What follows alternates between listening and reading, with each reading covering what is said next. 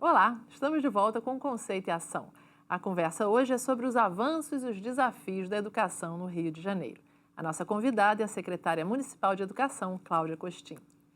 Secretária, um outro projeto que teve resultados significativos foi o da Escolas do Amanhã. Na verdade, é uma pedagogia específica para escolas situadas em áreas de risco. Que pedagogia é essa? Bom, a ideia de modificar o processo de ensino em áreas controladas pela milícia ou pelo tráfico, ou até recém-pacificadas, se tornou forte no momento em que constatamos que as notas da Prova Brasil de 2007 mostravam que era exatamente nessas áreas que o aprendizado era menor. Faz sentido. Infelizmente, como eu disse no começo do programa, essas são as áreas que têm mais dificuldade de atrair e reter professores. E também são as áreas em que a criança tem mais ansiedade, nervosismo no processo de ensino, porque não dorme bem na Também faz noite sentido. anterior, por conta de tiroteios e tudo mais. Então, na verdade, o Escolas da Manhã é uma ação afirmativa, é dar mais recursos para que essas escolas possam fazer a diferença. Então, começou a abordagem com as escolas da manhã, colocando uma oferta de atividades de contraturno muito fortes, quase uma educação em tempo integral, nessas escolas, com muita arte, esportes e reforço escolar. Além disso, nessas escolas, adotamos um projeto de ensino de ciências que faça o ir à escola ser um prazer a cada dia. Então, laboratórios de ciências dentro de cada sala de aula. Nós chamamos isso de cientistas do amanhã. A criança aprende ciências com experimentação, fazendo experiências. Eles gostam muitíssimo. Outra coisa que nós adotamos e que tem a ver com essa pedagogia a que você se referia, é, junto com a Ivone Bezerra de Mello, uma forma de ensinar mais dinâmica, voltada a desfazer bloqueios cognitivos que advêm de sobreexposição à violência. Junto com isso, ainda colocamos o conceito de bairro educador, em que a escola se esparrama pelo bairro e articula com iniciativas da própria comunidade, mesmo em contexto violento, que possam ajudar as nossas crianças e a escola ajudar o bairro a se qualificar e assim garantir a sua proteção. Essas escolas, elas são como se fossem santuários em áreas muito complicadas. E trazer mães da comunidade para serem presenças pacificadoras dentro da escola. Essas mães vão, inclusive, fazer visitação domiciliar quando uma criança começa a faltar muito na escola, para trazer de volta, combater a evasão escolar. E os resultados são, como você disse, inacreditáveis. Nós tivemos uma melhora nos anos finais, né, sexto a nono ano, que é onde o tráfico recruta as crianças. Aliás, a milícia também, de 33% no IDEB de 2011 em relação ao IDEB de 2009, especificamente nas escolas do amanhã. Uma parte disso se deve, evidentemente, à pacificação que ocorreu no período. Mas o que é mais bonito de se observar é que mesmo nas áreas não pacificadas, a melhora foi maior que a melhora da média da rede, foi de 28%. Isso aponta para uma multiplicação desse modelo fora de áreas de risco? Esse sucesso das escolas do amanhã? Eu acho que não, porque é uma metodologia voltada especificamente para essas áreas. Então, ela tem uma abordagem própria para isso. Eu vou dar um outro exemplo. Nós trabalhamos nessas áreas muito a capacitação dos diretores em mediação de conflitos. Mas trabalhamos mediação de conflitos típica de áreas em que o entorno é violento. E os diretores gostam muito e utilizam muito esse processo. Então, ele é específico para essas áreas. Um outro projeto, secretária, são os ginásios experimentais cariocas. Aí, além da excelência de ensino, que é sempre, né, uma meta, a ideia também é aumentar a participação do jovem, o protagonismo juvenil. Como é que isso se consegue fazer isso? Olha, nós estávamos pensando no final de 2010 em como implantar, a partir de uma lei que tinha sido aprovada na Câmara de Vereadores, o ensino em período integral.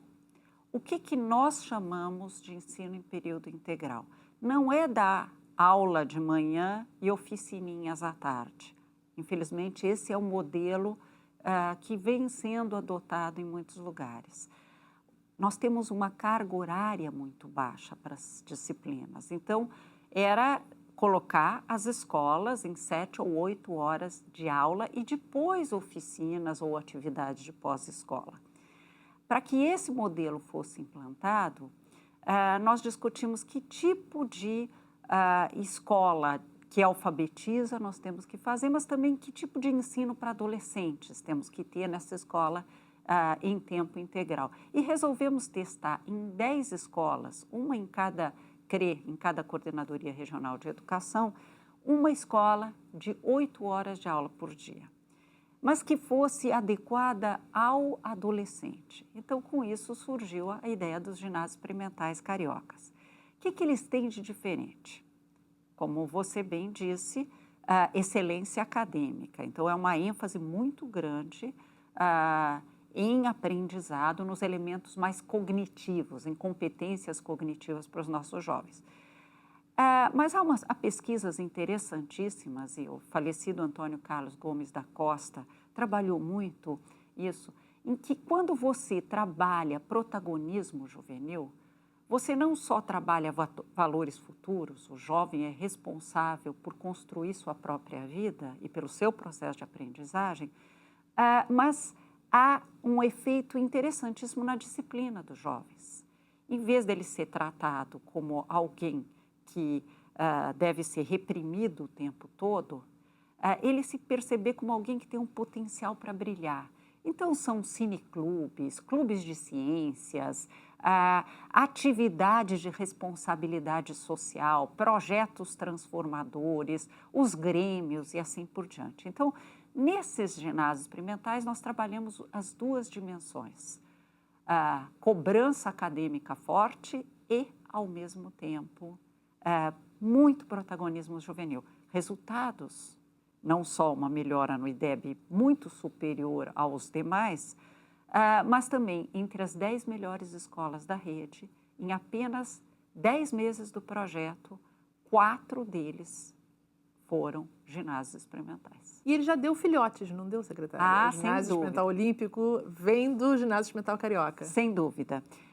No ano de 2011, nós começamos com esses 10. 2012 já estávamos em 19 ginásios experimentais, sendo um deles um ginásio experimental vocacionado para aqueles jovens que têm talento atlético, quer dizer, que têm talento não só para eventualmente virarem atletas, mas para virarem outras profissões associadas ao esporte.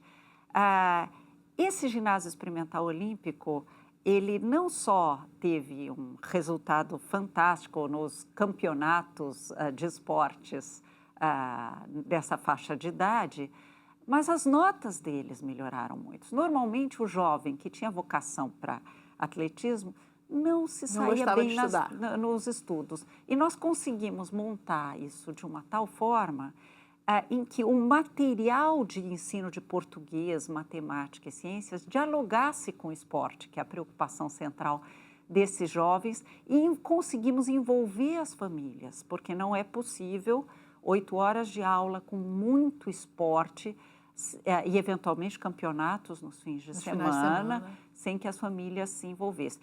E o ano que vem, vamos ter ao todo 29 ginásios experimentais, aí sim, com 3 ginásios experimentais olímpicos e um outro ginásio experimental vocacionado, esse agora, para as artes, o ginásio experimental das artes visuais, que vai ser implantado em fevereiro no Porto e dialogando com o Museu das Artes e também com a Escola do Olhar, que está sendo construída lá ao lado. Secretária, por que essa estratégia de vários modelos envolvendo poucas escolas ou um número médio de escolas, ao invés de uma mudança para a rede inteira?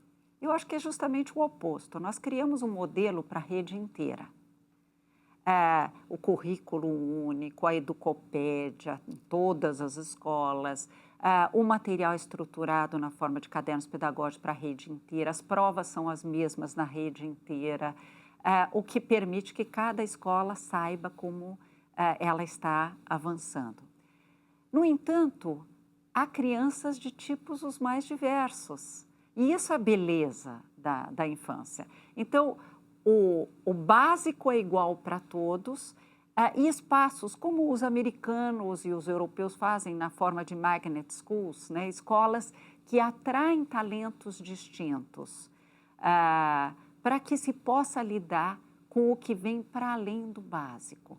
Então, e também situações, espaços diferentes. Então, os ginásios experimentais, como o teste de um modelo que vai ser implantado na rede toda até 2020, né? Progressivamente vai avançando, mas, ao mesmo tempo, ginásios vocacionados para os atletas, para as artes. Começamos o ano que vem também, não falei disso, com um ginásio experimental voltado ao samba, que é a marca do Rio de Janeiro. Todos eles têm o mesmo currículo. Os ginásios experimentais têm tempo a mais e, com isso, podem olhar para especificidades.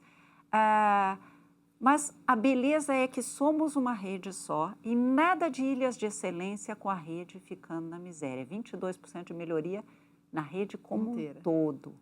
E olhar para cada situação e ver o que mais é necessário. Secretária, ao longo do programa nós falamos de algumas metas de índices e números de implantação de escolas para os próximos 4 anos. Que meta a senhora considera mais significativa?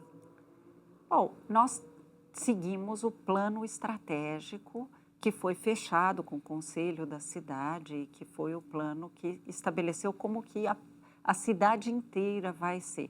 E lá colocamos como meta colocar até 2016 35% das crianças em ensino em tempo integral. Com essas características aqui nos reportamos.